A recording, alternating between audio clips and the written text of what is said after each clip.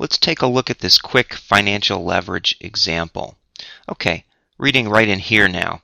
It says, suppose the capital required for a project is $100,000, and also suppose that the company can raise this capital either through debt or its own equity or a mix of both. And the assumption is that it would earn a return of 9% on its own capital, and the interest cost on debt would be 7%.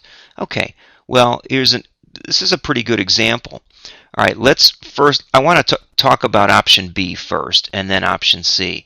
Option B says we'll raise the money ourselves, so we're going to earn a 9% return. So the expected rate of return would be $9,000, right? 100,000 times 9%. And then the income earned to the shareholders would be $9,000. So the return to shareholders is essentially D17 divided by D11, the return divided by the capital. So that's 9%. But now what happens if instead they use 10% of their own money and use 90% of money borrowed, whether it's through a note borrowed from a bank or a bond? We don't know, but let's evaluate the leverage in this scenario. So again, they're going to expect to earn $9,000 on it.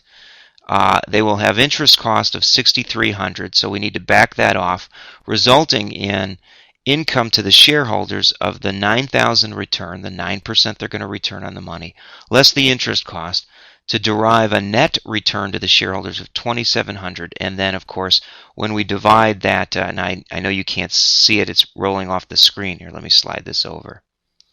Okay, so we take the E17, that's the $2,700 divided by the amount they invested, which is the $10,000.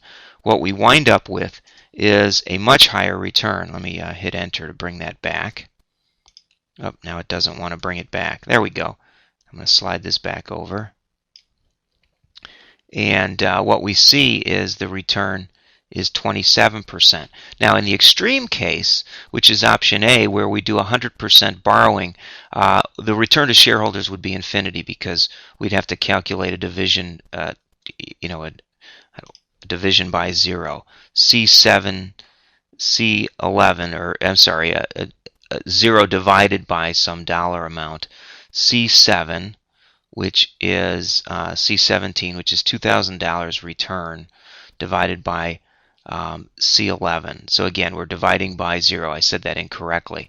But let's assume it was $10 to show that this really does calculate correctly, if I don't make an error here. And you see that then we see the return goes to something astronomical. So if I make it just $1,000, right, we get a 209% return. So the purpose of option A shows if you can make money on somebody else's money and you didn't have to invest any on your own, then your return is essentially infinity. Okay, this is a good example. Thank you.